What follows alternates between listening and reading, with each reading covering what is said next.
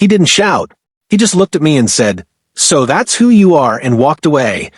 That was the moment I knew the engagement party hadn't ended our night. It had ended our future. It happened fast, too fast to excuse. I'd had champagne I didn't need and attention I didn't earn. His closest friend, Evan, leaned in while the music swelled and the room blurred. I laughed, careless, and kissed him. A second, maybe two, long enough to choose it, short enough to lie to myself. I told myself it was harmless fun. I'm 29, a marketing coordinator in Portland. My fiancé, Noah, and I had been together for years. Steady years. Safe years. He planned. I drifted. At the party, he was greeting relatives, thanking coworkers, being the man everyone trusted. I wanted to feel seen, not managed. So, when Evan smiled like he knew me better than Noah did, I let it happen. The kiss didn't stay secret. Nothing ever does. When I turned back, Noah was standing there, still holding a plate he'd meant to bring me. His face didn't change much. That was worse. Later, in the hallway outside the venue, I tried to explain. It meant nothing, I said. It was stupid. He didn't raise his voice.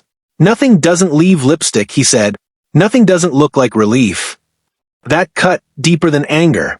He wasn't accusing me of desire. He was accusing me of escape. We drove home in silence. The ring on my finger felt heavier than it ever had. At the apartment, he finally spoke.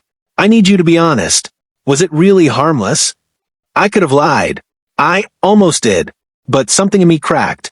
I liked being chosen, I said. I liked not being responsible. He nodded slow. I never loved someone who needed to disappear to feel alive. That was the brutal truth. Not that I'd kissed someone else, but that I'd been rehearsing a way out long before that night. The confrontation came the next day, clearer and colder. He told me he'd talked to Evan, that Evan had called it a mistake and asked Noah to forgive him. Noah laughed when he told me. He said, "You were convenient," he said. "That hurt you more than it hurt me." I wanted to beg. I did beg. I promised therapy, boundaries, transparency.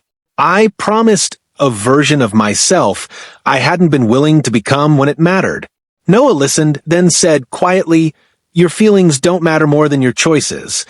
That was the turning point. Not because he ended things, but because I saw myself clearly. I had treated commitment like a stage instead of a promise. I'd confused attention with intimacy. I'd risked someone else's dignity to avoid my own fear.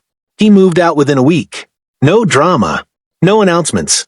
Just a note on the counter, and the ring placed carefully beside it. The collapse came later alone. I cried in grocery store aisles. I avoided mutual friends. I watched our life dissolve in ordinary ways. There was no villain to blame. Just a mirror I couldn't look away from. The resolution wasn't reconciliation. It was accountability. I ended friendships that blurred lines. I learned to sit with discomfort instead of performing happiness. I stopped calling my mistakes moments. Months later, I ran into Noah by chance. He looked steadier, happier. He said hello, wished me well, and left. No bitterness, just boundaries. Here's what I learned.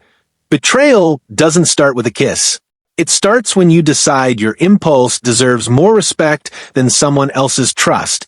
Dignity isn't dramatic. It's quiet. And once you lose it, the work of earning it back begins alone. If you're listening and you're tempted to call something harmless, ask yourself who's paying the price. Growth isn't about grand apologies. It's about becoming someone who doesn't need them.